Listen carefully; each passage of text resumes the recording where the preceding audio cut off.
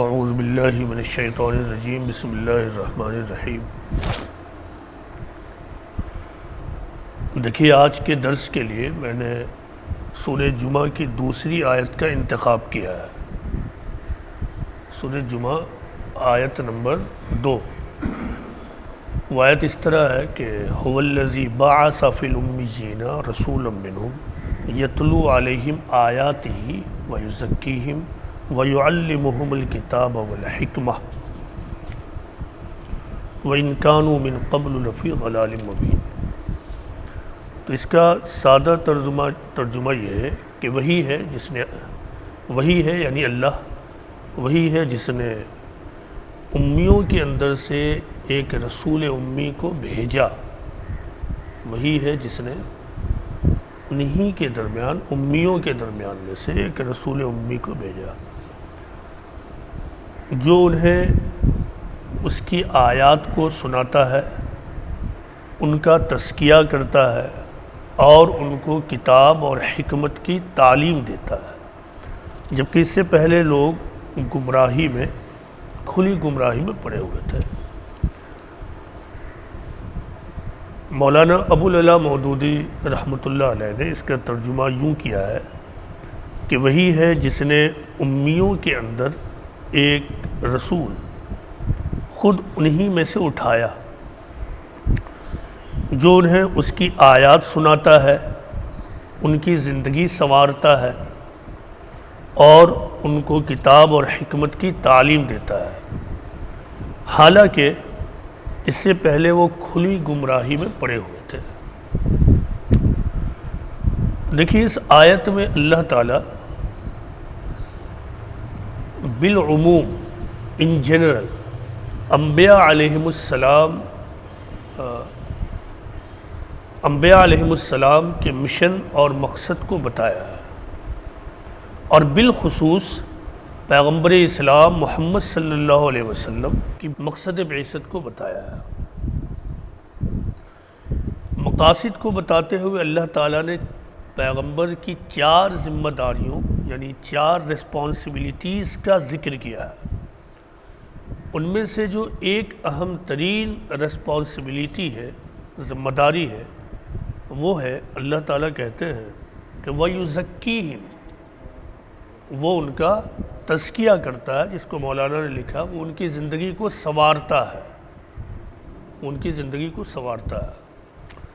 مفسرین قرآن نے لکھا ہے کہ انبیاء علیہم السلام کی زندگی کا جو اصل مقصد ہے، اصل مقصد وہ ہے لوگوں کا تزکیہ کرنا، تزکیہ نفوس، انسانی نفوس کا تزکیہ کرنا، پیوریفائی کرنا، تاکہ وہ آخرت کی ابدی دنیا میں رہنے کے قابل ہو جائے، آخرت کی ایٹرنل ورلڈ میں رہنے کی پوزیشن میں ہو جائے۔ بقیہ تمام چیزیں جو ہم اس میں دیکھتے ہیں، آیات کو پڑھ کر سناتا ہے، کتاب اور حکمت کی تعلیم دیتا ہے، وہ دراصل اسی اصل مقصد کے لیے سورسز کا کام کرتے ہیں۔ تزکیہ نفس کسی بلیور کے لیے، کسی مومن کے لیے سب سے اہم ترین کام ہے۔ کوئی بلیور بغیر اپنا تزکیہ کیے ہوئے سچے بلیور ہونے کا دعویٰ تو دور کی بات ہے، کیونکہ بلیور تو دعویٰ کرتا نہیں ہے، مومن دعویٰ تو کرتا نہیں ہے، لیکن ہاں بغیر تزکیہ کے پروسیس کو جاری کیے ہوئے وہ صحیح معنوں میں دین پر عمل کرنے والا نہیں بن سکتا ہے۔ تزکیہ لازمی طور پر ضروری ہے۔ کیوں؟ اس کو سمجھنے کے لیے ایک حدیث رسول صلی اللہ علیہ وسلم پر غور کیجیے۔ پیغمبر اسلام نے کہا کہ کل مولود یولد علی الفطرہ، every child is born on his or her nature, یعنی ہر بچہ جو پیدا ہوتا ہے وہ اپنی فطرت پر پیدا ہوتا ہے، یعنی اسی فطرت پر، اسی نیچر پر جو اللہ کے نزدیک مطلوب ہے۔ دوسری حدیث سے معلوم یہ ہوتا ہے، اسی سبجیکٹ کی جو دوسری حدیث ہے، کہ یہ دراصل معاشرہ ہے، سوسائٹی ہے، سماج ہے، جس کے اندر رہتے ہوئے ایک انسان کنڈیشنڈ ہو جاتا ہے، متاثر ہو جاتا ہے، اور پھر وہ اپنی اصل فطرت سے، اصل نیچر سے ہٹ جاتا ہے۔ اس کا مطلب یہ ہے کہ لازمی طور پر ضروری ہے کہ آدمی ہمیشہ اپنی صحیح فطرت کا خیال کرے۔ اسی کو دوسرے لفظوں میں کہتے ہیں اپنا تزکیہ نفس کرنا۔ ایک اور حدیث رسول کا مطالعہ کیجئے کہ ایک مرتبہ پیغمبر اسلام محمد صلی اللہ علیہ وسلم نے کہا کہ دیکھو دلوں کو زنگ لگتا ہے، دلوں کو زنگ لگتا ہے، جس طرح لوہے پر پانی گرنے سے زنگ لگ جاتا ہے۔ لوگوں نے پوچھا کہ اللہ کے رسول، جب صورتحال یہ ہے تو پھر ہم کیا کریں؟ پیغمبر اسلام محمد صلی اللہ علیہ وسلم نے کہا کہ پھر قرآن کا کثرت سے مطالعہ کرو اور موت کو کثرت سے یاد کرو۔ اکثر ذکر حازم اللذات یعنی الموت۔ ایک حدیث میں اللہ کے رسول نے کہا کہ موت کو کثرت سے یاد کرو جو لذتوں کو ڈھا دینے والی ہے۔ تو پیغمبر اسلام نے اپنے پیوریفیکیشن کے لیے، اپنی زندگی کو سنوارنے کے لیے جو ذریعہ بتایا ہے، یعنی تزکیہ کا جو اصل ذریعہ بتایا ہے، وہ کیا ہے؟ قرآن کا کثرت سے مطالعہ اور موت کو بہت زیادہ یاد کرنا، موت کو بہت زیادہ یاد کرنا۔ دیکھیے، جب ایک آدمی قرآن کا مطالعہ کرتا ہے تو گویا کہ وہ اپنے آپ کو معرفت الہی یعنی خدا کی دریافت کا مسافر بناتا ہے، یہاں تک کہ وہ اپنے خدا کو شعوری طور پر دریافت کر لیتا ہے۔ وہ قرآن کے مطالعہ کے ذریعہ زندگی کی حقیقت کو پاتا ہے، اپنی زندگی کے مقصد کو پاتا ہے، انسان کو یہاں کیوں پیدا کیا گیا وہ معلوم ہوتا ہے، اس دنیا کے بعد بھی کوئی دنیا ہے بھی یا نہیں، قرآن کے مطالعہ سے یقین کے ساتھ معلوم ہوتا ہے، وغیرہ۔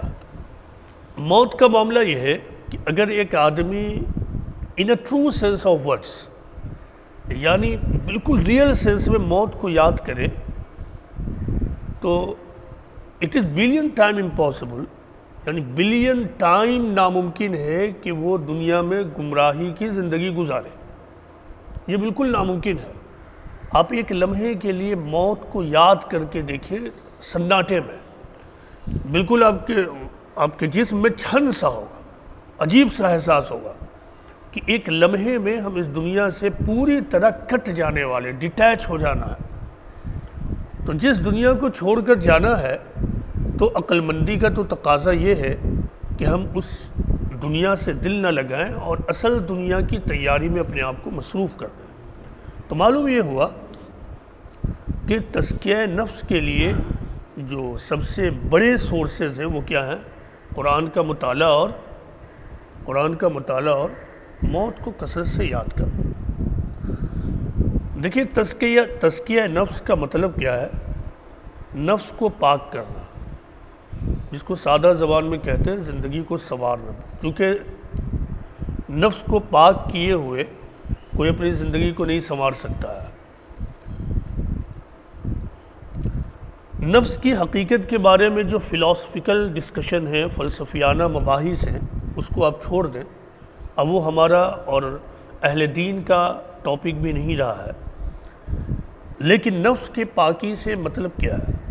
اس اعتبار سے جب ہم اپنے نفس پر غور کرتے ہیں تو ہمیں دو بنیادی چیزیں ملتی ہیں۔ ایک یہ کہ ہمارا نفس غور کرتا ہے، غور و فکر کرتا ہے،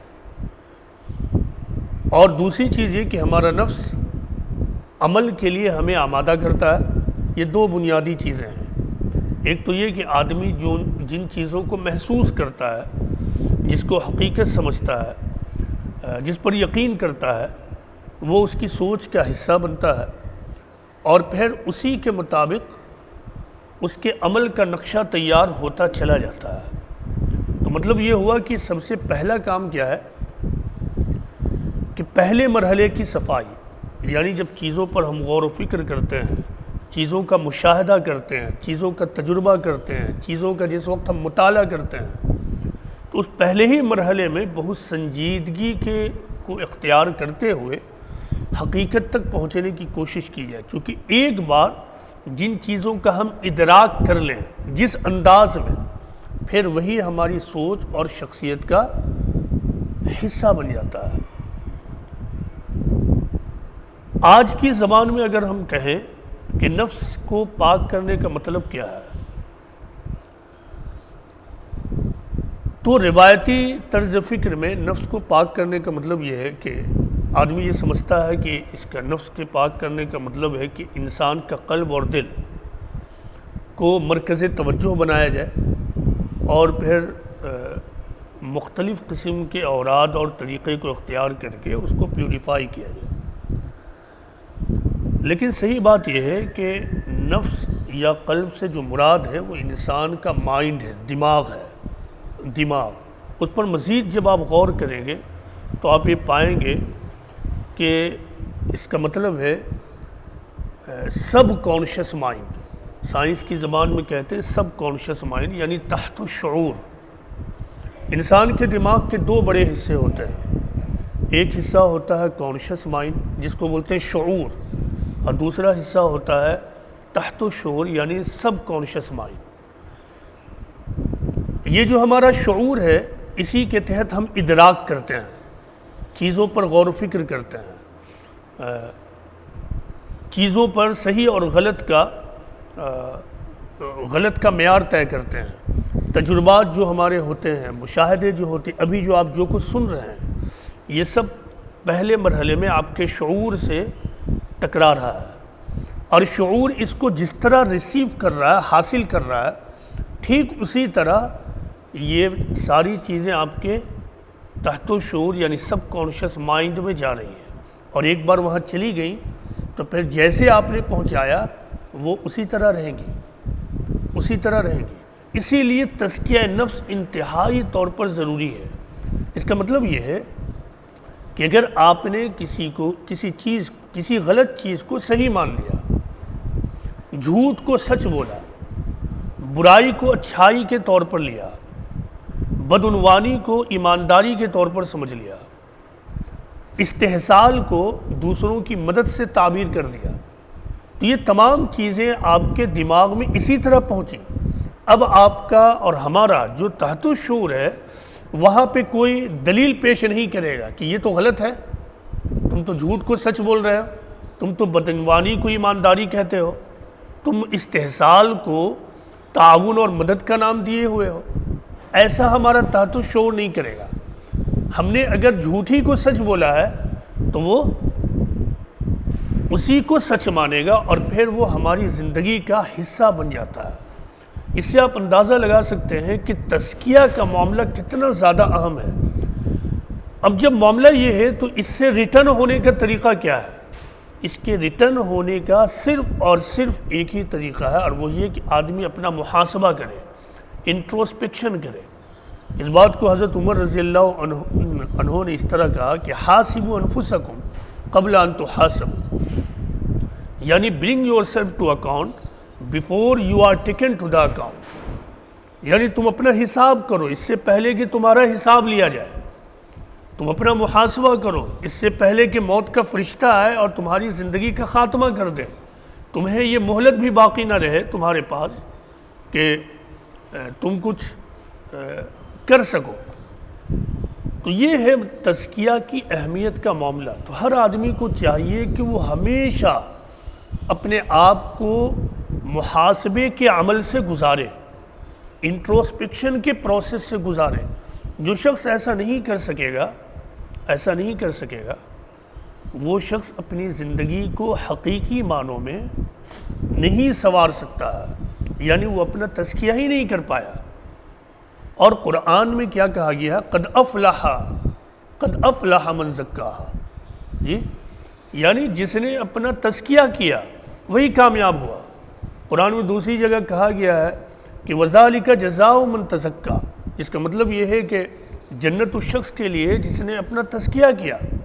اس کا مطلب یہ ہے کہ ایمان اور عقیدے کو اختیار کرنا یہ پہلا اسٹیپ ہے، لیکن اس پر پوری طرح قائم رہنا اور اس پر انہی تقاضوں کے ساتھ قائم رہنا جو تقاضا اللہ اور اس کے رسول کو مطلوب ہے، یہ تو اسی وقت ہوگا جب آدمی اپنے اوپر اپنے آپ کو محاسبے کے پروسیس سے گزارے، ورنہ انسان تو غلطیوں کا پتلا ہے، کوئی شخص بھی غلطی سے نہیں بچتا۔ اگر کوئی یہ سمجھتا ہے کہ میں 5 وقت کا نمازی ہوں، میں نے روزے کا بھی اہتمام کیا ہے، زکوٰۃ بھی پابندی سے نکالی ہے، حج بھی کرتا ہوں، حج و عمرہ بھی بہت اہتمام سے کیا ہے، 1 سے زیادہ بار بھی کیا ہے،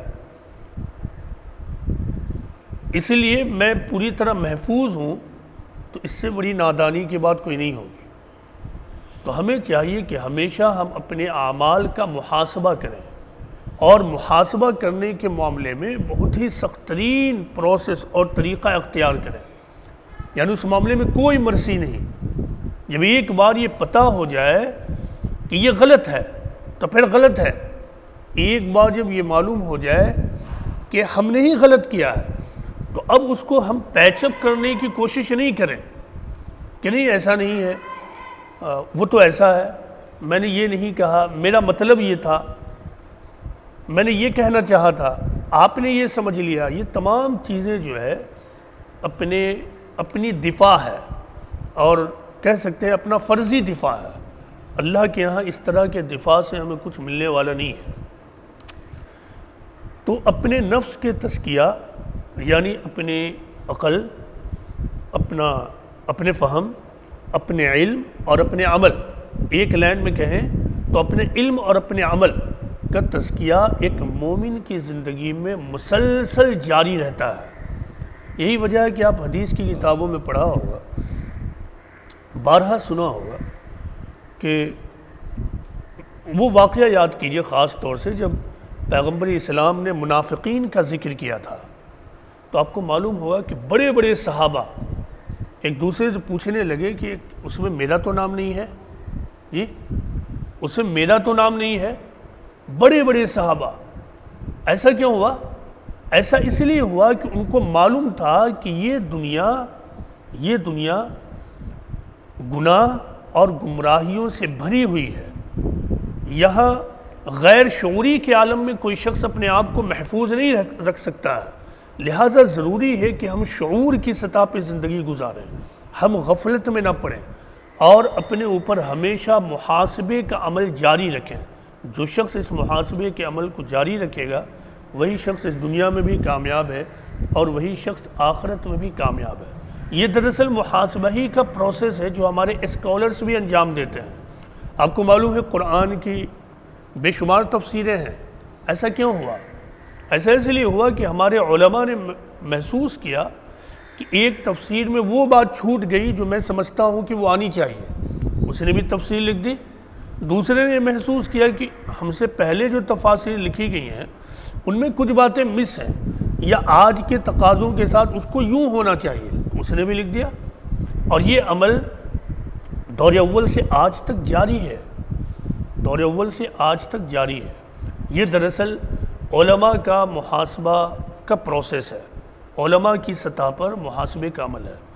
تو یہ علم کی سطح پر، انٹلیکچول لیول پر یہ محاسبہ کے عمل کی مثال ہے، لیکن یہی عمل خود اس عالم کو بھی اپنے اعمال کے بارے میں کرنا ہے اور یہی عوام کو بھی کرنا ہے۔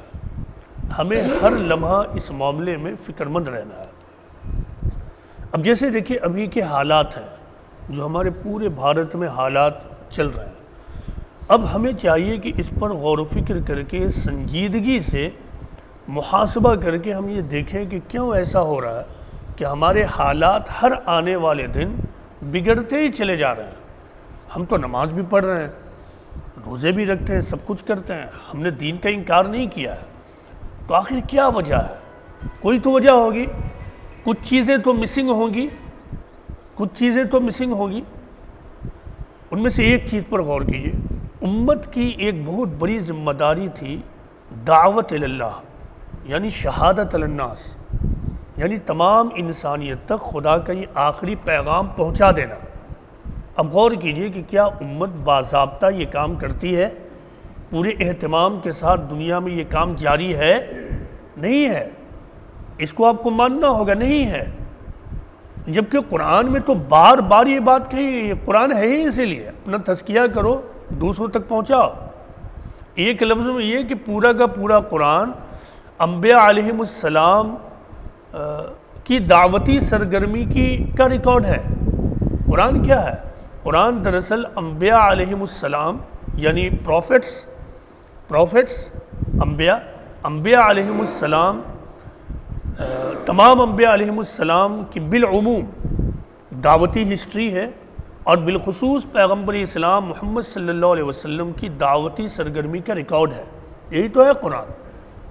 لیکن ہم نے قرآن کو ایک مسٹیریس چیز بنا دیا ہے، پراسرار چیز، کہ ایک خاص موقع پر خاص ڈھنگ سے خاص کام ہی کے لیے اس میں کچھ برکتوں کی بات چیت مل جائیں گی، اس کے علاوہ ہمارے لیے اس میں کچھ بھی نہیں۔ عملاً تو ہم نے یہی کیا ہے، اور غالباً اس بات کا خود ہمارے آخری نبی کو احساس تھا کہ قرآن میں آپ کا یہ بیان موجود ہے اللہ تعالیٰ کے الفاظ میں کہ کل قیامت کے دن اللہ تعالیٰ کے سامنے پیغمبر اسلام کہیں گے، اے میرے رب، میری قوم نے اس کتاب کو کتاب مہجور بنا دیا، یعنی ابنڈنٹ بک۔ تو کیا ایسا نہیں لگتا کہ ہم نے ایسا کر دیا؟ تو اب ضرورت ہے کہ اس معاملے میں ہم ری اسیسمنٹ کریں، ہم اپنا محاسبہ کریں اور اپنی اصل ذمہ داری کو دریافت کریں، کیونکہ بغیر اصل ذمہ داری کو دریافت کیے ہوئے آدمی کسی دوسرے تقاضوں تک نہیں پہنچ سکتا ہے۔ سب سے پہلے اصل کو دریافت کرنا ہوتا ہے۔ جب آدمی اصل دریافت کرتا ہے تو بقیہ چیزیں خود بخود فٹ ہونے لگتی ہیں۔ آپ دیکھ رہے ہیں کہ بھارت میں، ہندوستان میں ہر آنے والے دن رسول اللہ صلی اللہ علیہ وسلم کی شان میں گستاخی کا معاملہ ہو رہا ہے۔ اس کے سوچنے کا ایک طریقہ وہ ہے جو چاروں طرف ہم دیکھ رہے ہیں، مسلمانوں کی طرف سے جو ہو رہا ہے، مسلم عوام کی طرف سے غالباً۔ اس کے سوچنے کا دوسرا طریقہ یہ ہے کہ ہم یہ سوچیں کہ آخر یہ ہو ہی کیوں رہا ہے؟ کیا وجہ ہے کہ لوگ آج بھی اتنا کنفیوژن میں مبتلا ہے پیغمبر اسلام محمد صلی اللہ علیہ وسلم کے بارے میں؟ جب ایک شخص پیغمبر اسلام کی زندگی کی ایک واقعے کو لے کر بولتا ہے تو آپ غور کیجئے گا کہ کئی معاملے میں وہ ہماری کتابوں ہی سے اٹھا کر ایک بات کہتا ہے، جیسے پیغمبر اسلام کی حضرت عائشہ رضی اللہ عنہا سے شادی کا معاملہ، تو اس نے بخاری کی حدیث کو اٹھایا اور اس کو یوں ہی بولنا شروع کر دیا۔ مطلب یہ ہے کہ ہماری ذمہ داری تھی کہ ان احادیث کو اور ان چیزوں کو ان پر ہم واضح کریں، ایکسپلین کریں کہ اصل نوعیت کیا ہے۔ ہم نے نہیں کیا، تو پھر وہ ہو رہا ہے جو نہیں ہونا چاہیے تھا۔ دیکھیں، اس طرح کی صورتحال سے ہمیں گھبرانا بھی نہیں چاہیے۔ گھبرانا اس لیے نہیں چاہیے، نمبر ایک کہ ہم مومن ہیں، مومن گھبراتا نہیں ہے۔ کیوں؟ کیونکہ مومن کا یقین خدا رب العالمین کے اوپر ہوتا ہے۔ مومن گھبراتا نہیں ہے، البتہ یہ ہے کہ مومن جائزہ لیتا ہے، مومن غفلت میں بھی نہیں رہتا ہے، مومن جائزہ لیتا ہے۔ تو قرآن میں ایک عمومی تاریخ کو اللہ تعالیٰ نے اس طرح بیان کر دیا کہ یا حسرتاً علی العباد ما یاتیہم من رسول الا کانوا بہ یستہزئون۔ اس آیت میں اللہ تعالیٰ نے پوری ہیومن ہسٹری کی تصویر کھینچ دی ہے، اور وہ کیا کہ افسوس ہے لوگوں کے اوپر کہ ان کے پاس جب بھی خدا کا پیغمبر، خدا کا رسول آیا، لوگوں نے ان کا استقبال استہزاء اور مذاق کے ساتھ کیا۔ پیغمبر اسلام کی تاریخ سے آپ واقف ہیں کہ آپ کے ساتھ کیا نہیں ہوا۔ اس کا مطلب یہ ہے کہ یہ آئندہ بھی ہوگا، اس کا مطلب یہ ہے یہ آئندہ بھی ہوگا، یہ کہیں نہیں رکنے والا ہے۔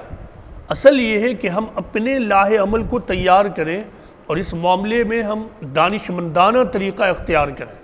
پیغمبر اسلام کا ایک واقعہ مجھے جب میں اس کو پڑھتا ہوں، اس کا ذکر کرتا ہوں، تو اندر سے میں بالکل تھرلڈ ہو جاتا ہوں۔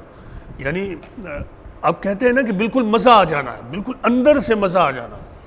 پیغمبر اسلام کے بارے میں یہ بات آتی ہے روایتوں میں کہ ابتدائی زمانے میں، بلکہ پورے 23 سال کا آپ مطالعہ کر لیجیے، جب مکہ میں آپ کی بعثت ہوئی تو لوگوں نے آپ کا مذاق بنانا شروع کیا۔ ایسا نہیں ہوا تھا، جیسے میں آیا ابھی اس مسجد میں تو ہمارے ایک ساتھی مسجد کے باہر ہی ویلکم کے لیے کھڑے ہوئے تھے، باہر کھڑے ہوئے تھے، اور جب میں پہنچا انہوں نے مصافحہ کیا اور لے کر یہاں چلے آئے۔ ایسا پیغمبر اسلام محمد صلی اللہ علیہ وسلم کے ساتھ نہیں ہوا تھا، اس کو جاننا ہے۔ آج جو کچھ ہم اویل کر رہے ہیں یہ دراصل پیغمبر اسلام اور اصحاب رسول کی قربانیوں کا نتیجہ ہے۔ انہوں نے وہ قربانیاں دیں، انہوں نے سہا، ظلم کو سہا، گالم گلوچ کو سہا، لوگوں کے ایبیوسو لینگویجز کو سہا، سب کچھ سہا تاکہ آنے والے دن بہتر ہو جائے۔ تو روایتوں میں یہ بات آتی ہے کہ لوگوں نے پیغمبر اسلام کے بارے میں عجیب عجیب باتیں کہنی شروع کر دی۔ کوئی کہتا تھا آپ مجنون ہیں، کوئی کہتا تھا آپ ساحر ہیں، کوئی کہتا تھا آپ مذمم ہیں، نعوذ باللہ۔ پیغمبر اسلام کو جب یہ معلوم ہوا تو ایک روایت ہے کہ پیغمبر اسلام نے کہا کہ اچھا یہ لوگ مجھے مذمم کہتے ہیں۔ مذمم کا مطلب جس کی مذمت کی گئی ہو، حالانکہ میں تو محمد ہوں، یعنی میں تو تعریف کیا ہوا ہوں، یعنی وہ ہوں جس کی تعریف کی گئی ہے۔ اب غور کیجئے کہ پیغمبر اسلام نے یہ جو جواب دیا اس پہ آپ غور کیجئے اور اش کیجئے۔ یہ ہے پیغمبر اسلام کی فکری سطح، اس سطح پہ جا کر آپ نے کام کیا تھا۔ تو ہمیں اس طرح کی چیزوں پر بھڑکنے سے زیادہ ایسی چیزوں کو دعوت کے لیے استعمال کرنا ہے۔ پیغمبر اسلام نے مکہ میں، مدینہ میں یہی کیا کہ ہر موقع کو دعوت کے لیے استعمال کیا۔ آپ روایتوں کو پڑھ لیجئے۔ ایک مرتبہ جب بہت دنوں تک قرآن کا نزول رک گیا، آپ کو معلوم ہوگا کہ لمبی مدت تک قرآن کا نزول رک گیا، اب لوگوں کو پھر ایک موقع ملا اور پیغمبر اسلام کے بارے میں بولنا شروع کر، دیکھو یہ کوئی نبی وبی نہیں تھے، نعوذ باللہ، کوئی نبی رسول نہیں تھے، یہ جو تھے صحیح کہتے تھے، اب کہاں ہے وہی۔ اور یہ معاملات 15 دن 20 دن مہینہ بھی شاید گزرا۔ اب معلوم کیا ہوا اس کا فائدہ؟ اس کا فائدہ یہ ہوا کہ لوگوں میں اسلام موضوع بن گیا۔ موضوع ہم تو بنا نہیں سکے کہ اسلام پہ لوگ بات چیت کریں، اسلام موضوع بن گیا۔ اب پھر قرآن کا نزول ہوا، جب نزول ہوا تو دوبارہ ان لوگوں نے اچھا دیکھیں کیا نازل ہوا ہے، یہ ہے۔ اب اس کا فائدہ یہ ہوا کہ چاروں طرف خود بخود چرچا ہونے لگا، دیکھو یہ نازل ہوا، دیکھو یہ نازل ہوا، تم کہتے تھے نازل نہیں ہوگا۔ تو ہمیں ایسے موقع کو دعوت کے لیے استعمال کرنا، لیکن پرابلم کیا ہے؟ امت دعوتی شعور سے خالی ہے۔ یہ بہت بڑا مسئلہ ہے، جب تک ہم اس مسئلے کو گراؤنڈ لیول پر حل نہیں کریں گے، آپ یقین جانیے اللہ کی نصرت ہمارے ساتھ نہیں ہوگی۔ اگر آپ کا یقین ایسا ہے کہ بغیر دعوتی اور شہادتی ذمہ داری کو ادا کیے ہوئے اللہ کی نصرت ہمارے ساتھ ہوگی تو آپ کا یقین آپ کو مبارک ہو۔ مجھے تو نہیں معلوم ہے کہ قرآن میں کوئی آیت ایسی موجود ہے جس میں اللہ نے یہ کہا ہے کہ تم اپنی زندگی عیش موج کی زندگی گزارو، بس چند مراسم کو ادا کر لو، عبادتی چیزوں کو ادا کر لو، پھر تمہارا مسئلہ حل ہو جائے گا۔ ایسا قرآن میں کہیں نہیں ہے۔ تو یہ ایک بات میں نے نکالی کہ ہمیں علمی سطح پر اپنا محاسبہ کرنا ہوگا۔ جب ہم محاسبہ کریں گے تو ہمیں معلوم ہوگا کہ کس طرح ہم نے قرآن کو چھوڑ دیا ہے حقیقی معنوں میں، اور نتیجہ یہ ہے کہ جو چیز جیسے گئی اسی طرح کا عمل ہمارا بن گیا۔ اگر بات یہ پہنچتی امت کے تمام افراد کے نزدیک کہ دعوت ہماری اصل ذمہ داری ہے تو ظاہر عمل ویسے ہی بنتا۔ تو ادراک ہی غلط ہوا، بات کے زمانے میں جو ادراک تھا وہ غلط ہوا، تو عمل بھی غلط ہوتا چلا جا رہا ہے۔ اس کا مطلب ہے کہ ادراک کی سطح پر، شعور کی سطح پر اسے ہمیں اصلاح کرنی ہوگی۔ اس سے آپ اندازہ لگا سکتے ہیں کہ تزکیہ کتنا اہم ہے علمی سطح پر اور عملی سطح پر۔ آخری ایک حدیث سنا کر اپنی بات کو ختم کروں گا، اس کے بعد اگر کسی کے پاس کوئی سوال ہوگا تو وہ پوچھ سکتا ہے۔ اس حدیث سے آپ کو اندازہ ہوگا کہ تزکیہ کتنا آخری درجے میں اہم ہے۔ لمبی حدیث ہے اور یہ حدیث کی مختلف کتابوں میں یہ حدیث آئی ہے۔ مسلم کی حدیث اس طرح ہے جس کا مطلب یہ ہے کہ کل آخرت میں جب جنت جہنم کا فیصلہ ہو جائے گا تو اہل جنت جنت میں بھیج دیے جائیں گے، اہل جہنم جہنم میں بھیج دیے جائیں گے، اہل جہنم جہنم میں بھیج دیے جائیں گے۔ پھر دونوں کے درمیان موت کو، ایک مینڈھے کو لایا جائے گا، وہ دراصل موت ہوگی۔ لوگوں سے پوچھا جائے گا اہل جنت سے کہ اس کو دیکھو، کیا تم لوگ اسے پہچانتے ہو؟ اہل جنت اپنا سر اوپر اٹھائیں گے اور کہیں کہ ہاں ہم اسے پہچانتے ہیں، یہ موت ہے۔ پھر فرشتے کہیں گے کہ اب موت تمہارے لیے ہمیشہ کے لیے ختم کر دے گی، اب تم پر موت نہیں آئے گی۔ پھر اہل جہنم سے پوچھا جائے گا دیکھو اسے پہچانتے ہو؟ وہ کہیں گے ہاں یہ موت ہے۔ اس کو بھی یہی بات کہی جائے گی، اس کو بھی یہی بات کہی جائے گی، یہ موت ہے، اب اسے ختم کیا جا رہا۔ مطلب یہ ہے کہ جو جنت میں گیا وہ ہمیشہ ہمیش کے لیے وہیں، جو جہنم میں گیا وہ ہمیشہ ہمیش کے لیے وہیں۔ تو جس نے اپنا تزکیہ کیا وہ جنت میں داخل ہوگا، جس نے اپنا تزکیہ نہیں کیا وہ جہنم میں جائے گا۔ غور کیجئے کہ ایک ایسا عجیب مرحلہ ہوگا، ایک گروپ کے لیے اور ایک گروہ کے لیے ابدی خوشی اور مسرت، اور دوسرے گروپ کے لیے ابدی ناکامی اور مایوسی، جس کے بعد کوئی بھی ریٹرن موجود نہیں ہے۔ تو اللہ تعالیٰ سے یہ دعا ہے کہ اللہ تعالیٰ ہم سب کو توفیق دے کہ ہم مسلسل اپنا تزکیہ کریں اور تزکیے کے عمل کو جاری رکھیں۔ حدیث کے مطابق میں نے یہ بتایا کہ تزکیہ کے لیے دو انتہائی بنیادی چیزیں ہیں، موت کو بہت زیادہ یاد کرنا، قرآن کا مطالعہ کرنا۔ قرآن پر غور و فکر کرنے سے کچھ چیزیں اور ملتی ہیں، جیسے لگاتار محاسبہ کرنا، تھرڈ اسٹیپ۔ فورتھ اسٹیپ یہ ہے کہ آدمی صحبت صالح اختیار کرے، یعنی دیندارانہ صحبت اختیار کرے، اپنے لیے مرشد کو، دینی مرشد کو یہ کر لے۔ یہ جو آپ کا درس کا نظام ہے یہ بھی دراصل تزکیہ کا ایک نظام ہے۔ تو یہ کچھ چند اسٹیپس ہیں جو ہمیشہ اپنے ساتھ ہم رکھیں اور اپنے آپ کو صحیح دین پر قائم رکھنے کی کوشش میں مسلسل لگے رہیں، ایماندارانہ کوشش میں۔ اللہ سے دعا ہے کہ اللہ تعالی ہمارا معاون ہو۔ وما علینا الا البلاغ المبین۔